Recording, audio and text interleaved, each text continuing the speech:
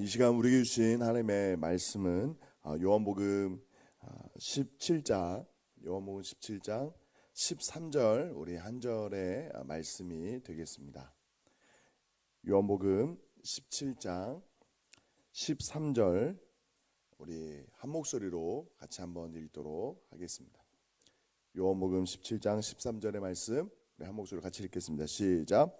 지금 내가 아버지께로 가오니 내가 세상에서 이 말을 하옵는 것은 그들로 내 기쁨을 그들 안에 충만히 가지게 하려 함이니이다. 아멘.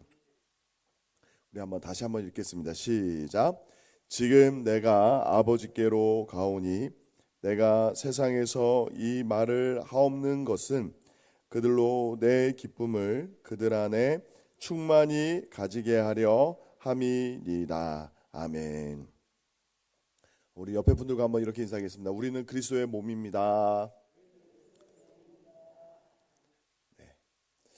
오늘은 이제 중고등부 이제 신입생 환영회가 이 금요기도회 이후에 연이어서 교회에서 있기 때문에 우리 중고등부 친구들도 같이 기도회를 참석하게 돼서 너무나 감사합니다. 오늘 설교의 제목이 기쁨의 공동체입니다. 기쁨의 공동체. 여러분은 언제 어떤 상황 속에서 기쁨을 느끼십니까? 어떤 분들은 좋은 음식, 본인이 좋아하는 음식을 먹을 때 이제 행복감을 느끼는 분들이 있습니다. 맛있는 음식, 또 좋은 사람과 함께 그 음식을 나눌 때 기쁨을 누리죠. 또 오랫동안 준비해 왔던 여행을 갔을 때 또 흔히 말하는 힐링, 또 기쁨과 치유를 회복을 경험하는 분들도 있습니다. 또 오랫동안 준비해왔던 또 노력했던 많은 성과들, 예를 들면 이제 대학 입시와 같이 굉장히 오랜 시간 준비를 했던 목표했던 학과 또는 대학에 들어갔을 때 기쁨을 누릴 수 있고, 또 오랜 시간 준비해왔던 어떤 직업이나 사업을 이제 시작하게 되었을 때, 취업을 하거나 사업을 시작하게 되었을 때 기쁨을 누리는 분들도 있습니다. 또 어떤 분들은 여기에 계신 분들은 많이 공감하실 수 있겠지만 교회의 직분자가 되어서 섬길 수 있음에 또 기뻐하고 감사하는 분들이 계실 수 있습니다. 그런데 오늘 예수님이 우리에게 도전하시는 것은 무엇이냐면 충만한 기쁨입니다. 충만한 기쁨. 제가 앞서 설명했던 우리가 이 땅을 살아가면서 누릴 수 있는 많은 행복한 순간들, 기쁨의 이유들이 있지만 그것은 많은 경우에 영원하지 않을 수 있습니다. 하나님께서 우리에게 주신 복이 많고 은혜가 맞음에도 불구하고 그 어떤 의미에서 유통기한이 그렇게 길지 않을 수 있습니다. 그런데 지금 오늘 요한복음 17장 13절에서 우리 예수님이 그 제자들을 위해서, 우리들을 위해서 기도하실 때에 그 우리가 누리기를 원하는 그 충만한 기쁨은 영원한 기쁨에 대해서 우리를 도전하고 계시는 것입니다. 여러분들 신앙생활 하시면서 정말 기쁘십니까? 이렇게 이 금요기도에 굉장히 피곤한 시간이잖아요. 일주일 동안 아침, 저녁, 정말 이른 새벽부터 늦은 저녁까지 또 수고할 대로 수고하고, 우리 학생들은 정말 굉장히 오랜 시간 공부하고 지칠 대로 지쳐 있는데 이게 기도에 지금 함께 있는데 정말 어떤 기쁨을 가지고 이 자리에 나오셨습니까? 어떤 기대감을 가지고 나오셨습니까? 여러분들은 공예배, 수요기도회, 금요기도회, 또 주일 낮예배, 오후 찬양예배, 매일 드려지는 새벽예배, 그 모든 예배와 기도의 시간에, 아니 일상의 그 모든 순간에 여러분들의 그 중심을 사로잡는 기쁨의 근원은 어디에 두고 계십니까? 이 질문에 대해서 요한복음 전체의 큰 그림 속에서 생각해 본다면, 제가 요한복음 강해를 사도행전 이전에 이미 했을 때 여러분들 기억하실지 모르겠지만 요한복음의 중요한 특징이 있다면 표적입니다. 표적. 7가지 중요한 표적이 요한복음에 기록되어 있는데, 표적은 다른 것이 아니라 예수님이 하나님이신 것을 명확하게 드러내는 7가지 사건을 기록하고 있습니다. 그 첫 번째 사건이 무엇입니까? 가나의 혼인잔치에서 물을 포도주로 만드신 사건입니다. 이 기쁨의 문제를 다루는 데 있어서 요한복음의 이 첫 번째 표적이 우리가 생각하는 기쁨의 문제가 무엇인지를 점검하게 하십니다. 포도주, 가나의 혼인잔치에서 포도주. 이 포도주가 상징하는 것은 기쁨을 상징할 수 있습니다. 우리의 인생에 있어서 가장 행복하고 즐겁고 기쁜 순간이 있다면 사랑하는 사람과 하나님과 모든 사람들 앞에서 사랑의 언약을 맺는 결혼 예식의 순간이 기쁨의 순간일 수 있겠죠. 그리고 그 기쁨을 극대화하는 것이 포도주입니다. 그런데 우리 인생의 현주소를 어떻게 표현하고 있습니까? 포도주가 떨어질 때가 있다라는 거죠. 포도주가 떨어질 때가 있다. 제가 설교 처음 시작하면서 말씀을 드렸던 우리가 행복하고 기쁨을 누리는 많은 순간들, 그것은 영원한 순간이 아니라는 것, 영원한 사건이 아니라는 것을 우리는 알고 있습니다. 아무리 좋은 음식도, 또 아무리 좋고 행복한 순간도 인간이 그 행복이 영원하지 않다는 것을 언제 어떻게 절감하게 됩니까? 우리가 이 육신의 장막이 점점 허물어져 갈 때는 그 기쁨이 영원하지 않다는 사실을 온몸으로 느끼고 경험하게 됩니다. 우리가 잘 아는 위대했던 왕도, 거대한 부자도 결국에는 그 마지막 순간에는 누구보다도 초라해질 수밖에 없다는 사실을 우리는 알고 있습니다. 그렇습니다. 가나의 혼인잔치에 포도주가 떨어졌다라는 것은 우리가 인생에서 누리는 수많은 기쁨의 순간들과 내용들이 영원한 것이 아니라 마를 수밖에 없고 그칠 수밖에 없고 끝날 수밖에 없다는 사실을 상징적으로 보여주는 것입니다. 그런데 요한복음 전체의 맥락 속에서 예수님이 우리에게 도전하시는 것은 무엇입니까? 충만한 기쁨. 충만한 기쁨. 마치 물을 포도주로 바꾸시는 것처럼 도무지 인생으로서는 할 수 없는 그 기쁨을 우리에게 주시겠다라고 말씀하는 거죠. 그 배에서, 그 심령에서 생수의 강이 흘러나오리라. 너희 안에, 너희가 내 안에 거하면 무엇이든지 원하는 대로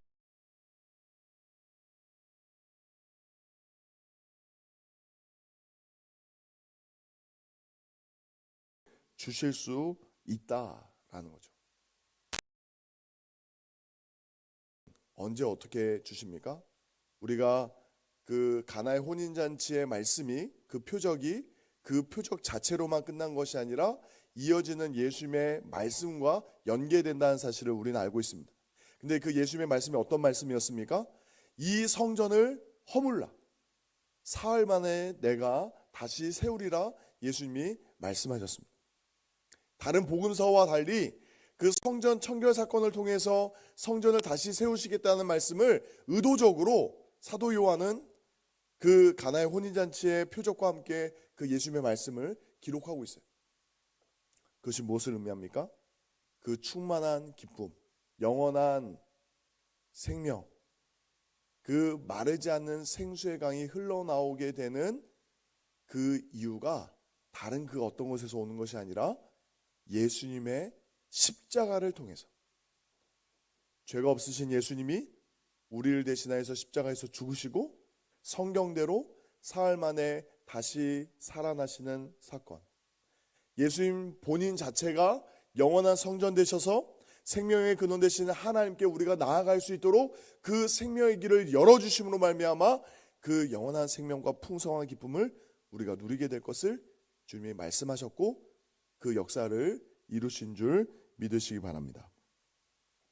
그런 의미에서 우리 예수님이 우리에게 도전하시는 기쁨은 십자가를 통한 영원한 기쁨으로 우리를 초대하셨고 그 기쁨을 누리기를 지금도 기도하고 계시는 줄 믿습니다. 그 맥락 속에서 사도 베드로는 흩어진 교회 성도들에게 이렇게 편지를 썼습니다. 베드로전서 1장 8절에서 9절까지의 말씀을 보면 예수를 너희가 보지 못하였으나 사랑하는도다. 이제도 보지 못하나 믿고 말할 수 없는 영광스러운 즐거움으로 기뻐하니 믿음의 결국 곧 영원의 구원을 받음이라 라고 이야기하고 있습니다. 베드로전서의 말씀을 듣고 있는 성도들은 흩어진 나그네와 같은 성도들입니다. 여러분들이 잘 아시는 대로 로마 제국하에서 말할 수 없는 핍박과 고난을 받고 있는 그 죽음의 위협 앞에 서 있는 초대교회 성도들. 근데 그 성도들이 무엇이라고 고백합니까? 말할 수 없는 기쁨 가운데 있다. 우리가 생각하는 행복의 조건, 기쁨의 이유들은 어떻게 보면 상상할 수 없을 정도로 현격하게 없는데도 불구하고 예수님이 약속하신 그대로 기뻐하고 있다라는 거예요. 기뻐하고 있다. 그 기쁨의 이유는 다른 그 어떤 곳에서 오는 것이 아니라 예수님이 십자가를 통해서 열어놓으신 그 생명을, 그 기쁨을, 그 생수의 강이 그 심령 가운데 흘러넘침으로 말미암아 세상이 줄 수 없는 기쁨을 누리고 있기 때문에 베드로도 그 기쁨을 누리고 있고 베드로의 편지를 받고 있는 하나님의 말씀을 듣고 있는 초대교회 성도들도 누리고 있고 그 기쁨을 또한 우리도 맛보고 있는 줄 믿습니다. 그런데 문제가 있습니다. 무엇이냐면 그 기쁨을 때때로 우리가 잊어버린다라는 거예요. 잊어버린다. 마치 광야 이스라엘 백성들이 하나님께서 베푸신 놀라운 기적과 은혜를 경험할 때마다 하나님을 찬양하고 예배하다가도 그 광야길 한 사흘 길만 걸어도 원망과 불평을 쏟아내는 것처럼 우리의 기쁨이 분명 예수님은 그 충만한 기쁨, 마르지 않는 기쁨을 우리에게 말씀하셨음에도 불구하고 우리는 삶의 현주소 가운데서는 기쁨을 많이 놓쳐버린다라는 것이죠. 그 이유가 무엇일까요? 그것은 다름 아닌 내가 기쁨을 찾으려고 노력하기 때문에 그렇습니다. 아니 목사님, 힘들고 어려운 이 삶 속에서 기쁨을 찾는 게 뭐가 그렇게 잘못입니까? 라고 이야기할 수 있지만 성경이 예수님이 우리에게 도전하시는 기쁨은 내가 만들어내는 것이 아니라 좀 쉽게 얘기하면 자가 발전이 아니라 위로부터 임하는 하나님의 은혜로 선물로 우리에게 주시는 그 기쁨을 누리라라고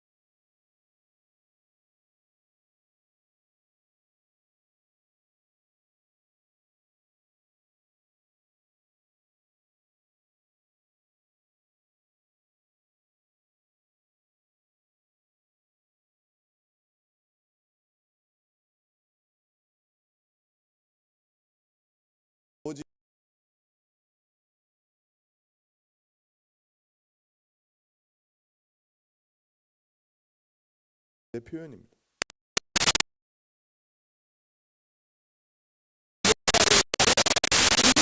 그대로 받아줄 마음이 이미 준비되어 있는 분이에요. 예수님은, 우리 하나님 아버지는 우리 한 사람 한 사람을 우리가 어떠한 모습이든지 간에 있는 모습 그대로 용납하실 준비가 되어 계신 사랑이 많으신 하나님이신 줄 믿으시기 바랍니다. 우리가 하나님을 잘 믿는다고 하면서도, 원한다고 하면서도 사랑을 있는 그대로 믿음으로 잘 받지를 못해요. 우리가 어떤 사람이든지, 우리가 얼마나 실패했든지 예수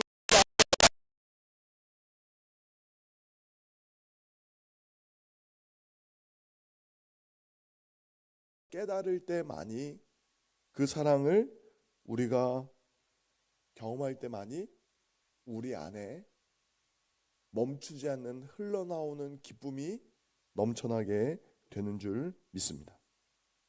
두려움이 아닌 감사로, 의무가 아닌 자발적인 순종으로 예수 그리스도의 그 십자가의 사랑에 우리의 진정한 기쁨의 이유를 바로 뿌리낼 때만이 우리가 마르지 않는 샘에서 터져나오는 그 생수의 강, 성령의 충만한 은혜를 십자가의 은혜 안에서 경험하게 될 줄 믿습니다.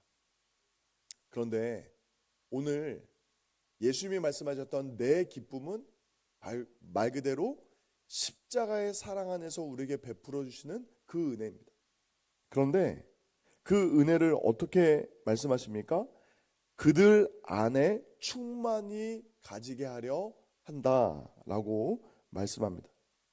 17장 요한복음 17장 13절 말씀은 그런 의미에서 제가 다시 한번 읽어드리면, 지금 내가 아버지께로 가오니 내가 세상에서 이 말을 하옵는 것은 그들로 내 기쁨을 그들 안에 충만히 가지게 하려 함이니이다 라고 말씀합니다. 하나님과 우리 사이의 그 1대1 관계에서 누리는 기쁨으로만 머무는 것이 아니라 그들 안에서, 예수 그리스도 안에서 하나님의 그 무한한 은혜와 사랑을 믿음으로 받은 그 믿음의 공동체 안에서 그 기쁨이 충만하게 경험될 것을 말씀하는 거죠. 요한일서 1장 3절에서 4절에 또한 사도 요한은 이 기쁨에 대해서 이렇게 고백합니다. 우리가 보고 들은 바를 너희에게도 전함은 너희로 우리와 사귐이 있게 하려 함이니 우리의 사귐은 아버지와 그의 아들 예수 그리스도와 더불어 누림이라. 우리가 이것을 쓰면 우리의 기쁨이 충만하게 하려 함이라 라고 말씀합니다. 그렇습니다. 우리는 세상이 줄 수 없는 기쁨의 이유를 간직하고 있는 사람들입니다.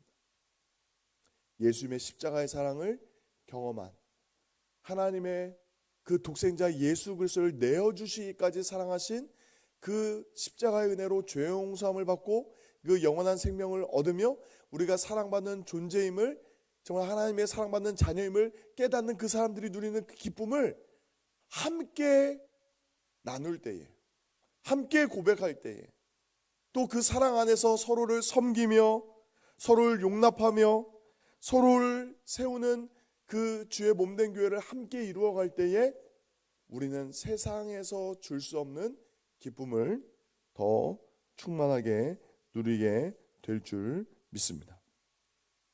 말씀을 정리하겠습니다. 예수님은 우리에게 마르지 않는 기쁨을 도전하십니다.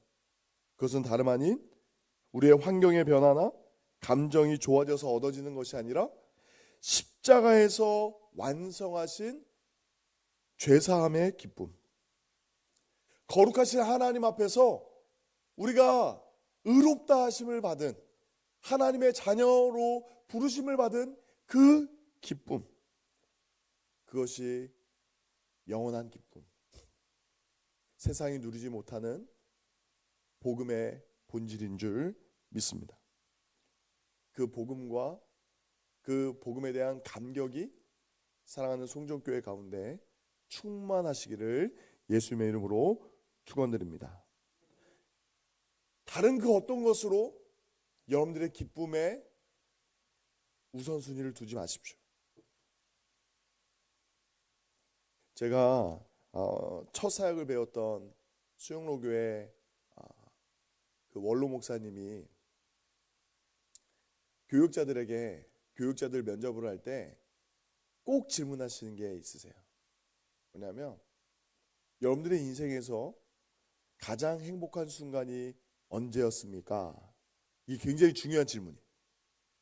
교육자 면접에 있을 때 그거를 정확하게 답을 못하면 좀 흔히 말하는 청빙이 안 돼요. 부교육자 청빙이 안 돼요. 그 답을 성경이 말씀하고 있는 답인데 그것은 무엇이냐면 여러분들은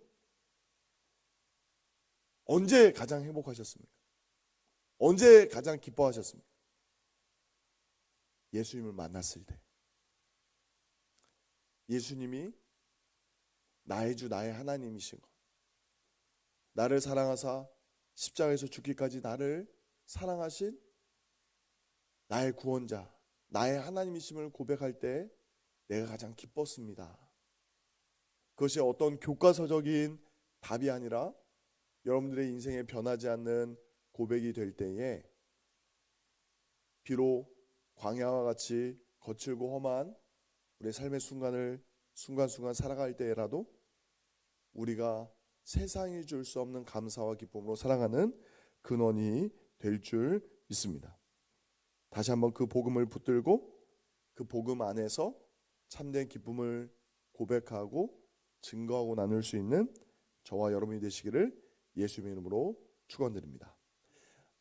이 시간 함께 하나 되게 하소서라는 찬양이 있는데 단순한 하나됨이 아니라 우리 안에는 예수님의 십자가에 대한 분명한 믿음의 고백과 그 감격이 있습니다.